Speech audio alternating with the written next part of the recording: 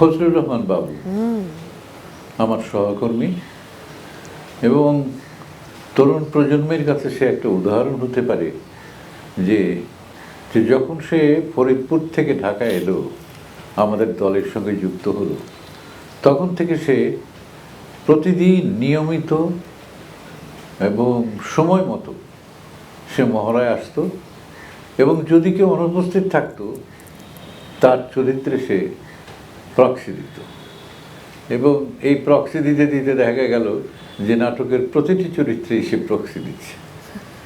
তো তার অভিনয় ক্ষমতা এর মধ্য দিয়ে আমরা দেখতে পেয়েছিলাম এবং আমি যখন মানুষ নাটক নামাই তখন তাকে একটি ছোট্ট চরিত্র, একাধিক চরিত্র অভিনয় করেছে, সে ছোট ছোট দুটি চরিত্র অভিনয় করেছে এবং অভিনয় করেই দর্শকের দৃষ্টি আকর্ষণ করতে সমর্থ হলো।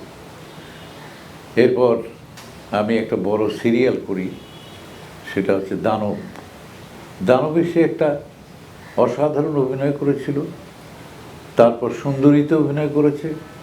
ইতিমধ্যে তার দক্ষতা সম্পর্কে সবাই জেনেও গেল এবং দর্শকের কাছেও সে খুব প্রিয় হয়ে উঠল এবং এই প্রিয় হয়ে ওঠার মাধ্যমে যে তার যে শুধু জনপ্রিয়তা তা না, চরিত্রকে বিশ্লেষণ করার, চরিত্রকে ভিন্নভাবে উপস্থিত করার তার একটা দক্ষতাও তৈরি হয়ে গেল এবং সে অভিনয় ছাড়াও গানেও খুব পারদর্শী। এবং আমরা যখন জয় জয়ন্তী নাটক করি, সেই নাটকের মূল চরিত্র একটি পদাবলী কীর্তনের গায়ক, সেই চরিত্রটিতে তিনি অভিনয় করেন এবং অভিনয় করে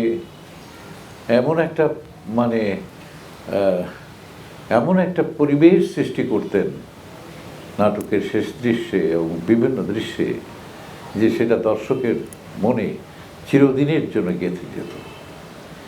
এই যে তার যে খুব সাবলীল সরল উপস্থাপনা, এই উপস্থাপনা দিয়ে সে একজন বড় অভিনেতা হিসেবে নিজেকে প্রতিষ্ঠিত করেছে। আমি তার সর্বাঙ্গীন কল্যাণ কামনা করি এবং তার চরিত্রায়নের যে দক্ষতা আছে, এই দক্ষতা আরও বেড়ে যাক, এটাই কামনা করি। গুরু যখন শিষ্যকে নিয়ে এমনটা বলেন তখন কেমন লাগে? মামুন ভাই তো মঞ্চে আমরা একসাথে কাজ, মামুন ভাই তো আমার গুরু বললাম। আমার টেলিভিশনেও কিন্তু প্রথম দিকে শুরু কিন্তু মামুন ভাইয়ের নাটক দিয়ে, মামুন ভাইয়ের লেখা নাটক। শুরু ছিল আপনার কাজী নজরুল ইসলামের মৃত্যু ক্ষুধা। হ্যাঁ, ওইটা আমি ছোট একটু চরিত্র অভিনয় করেছিলাম, কিন্তু দর্শক আমাকে চেনা শুরু করেছে। আমি একটা টেলিভিশনে একটা মামুন ভাইয়ের একটা সিঙ্গেল নাটক, মানে একক নাটক যেটা, সেটার নাম ছিল আদিম। সেই নাটকটা ছিল।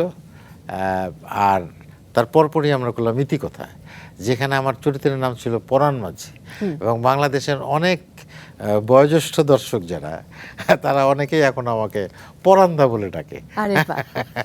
হ্যাঁ, ওইখানে আমাদের প্রয়াত অভিনেতা, আমাদের হিরো সালমান শাহ, ও অভিনয় করেছে আমার সাথে এবং ও আমাকে প্রাণদা বলে ডাকতো, প্রাণ।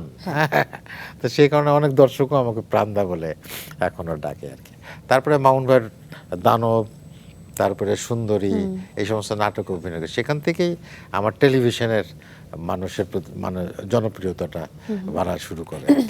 পরবর্তীতে আমি তারপরে আরও অনেক ডিরেক্টরের সাথে কাজ করেছি, যেমন মাসুম আজিজের সঙ্গে কাজ করেছি, গিয়াসউদ্দিন সেলিমের সাথে কাজ করেছি, হ্যাঁ, অনেকের সাথেই কাজ করেছি।